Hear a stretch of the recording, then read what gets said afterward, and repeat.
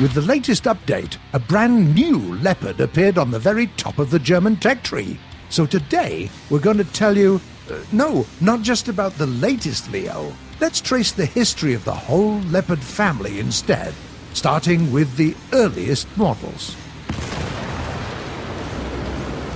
As with most things, this tank family has rather humble beginnings. At some point, the American M47 and the M48 that were in German service could no longer cope with the new generation of Soviet vehicles. Germany needed a brand new tank, and the military decided to design one with a strong emphasis on firepower and mobility, even at the expense of armor protection.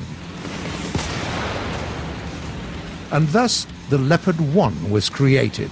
The British L7 cannon allowed it to consistently penetrate enemy armor, while a powerful 830 HP engine allowed for decent mobility, which, in the game, becomes the tank's strongest suit. The Leopard 1 is always among the first vehicles to get to key positions, and it's also capable of carrying out lightning-quick flanking maneuvers. Try your best not to expose yourself to enemy fire, though. One good hit is all it takes to send you back to the hangar. The Leopard A1A1. There are some changes, but they're mostly cosmetic. There's an additional spaced armor on the turret, a matter of life or death when fighting certain SPAAGs, and a brand new two-plane stabilizer, which allows for much more precision when firing on the go, making the tank even more effective in battle. It's also worth noting that this vehicle encounters numerous opponents sporting composite armor. To make it easier for you to combat them, the tank was given access to good DM-23 APFSDS rounds. The Leopard A1A1 (brackets L44) is an experimental variation equipped with a great 120mm smoothbore cannon.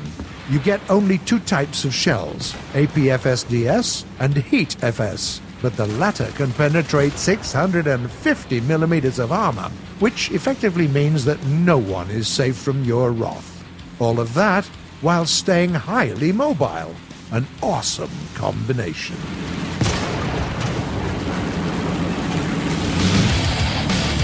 The Leopard 2K was initially just a modification of the first Leopard. It received its official status after Germany backed out from the joint German-American MBT-70 project.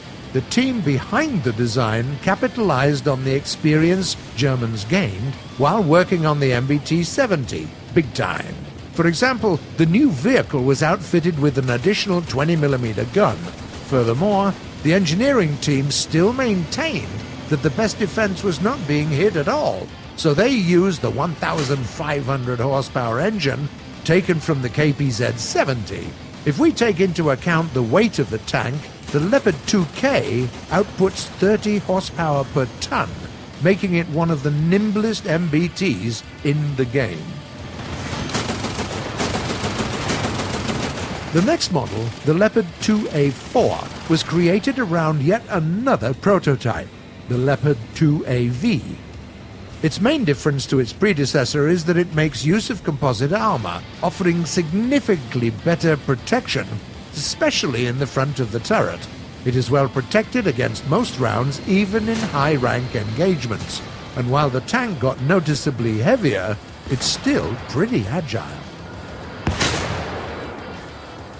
Finally, there is the Leopard 2A5, the current top Leopard in the game. In order to boost the combat capabilities of the vehicle even further, the Bundeswehr designed several experimental variations. The Komponentenverschusstrager, or simply KVT, was one of those variants, specifically built to test different components of the new tank. For instance, it was used to test new add-on armor. With it installed, the gunner sights had to be moved closer to the top of the vehicle, thus eliminating a weak spot in the front of the turret. The additional armor packages to the front of the turret allow the tank to withstand hits with almost any subcaliber and heat rounds. All the while, the Leopard gained access to one of the best APF-SDS rounds in the game, the DM-33, that pierces 481 millimeters of armor. If you find yourself in a position where only the turret is exposed to enemy fire, you'll be almost untouchable, while still being able to dish out damage yourself. If you're out in the open, it's a very different story, though. Be very careful, as the front of the hull isn't as sturdy as the front of the turret, and your sides can be penetrated by any SPAAG.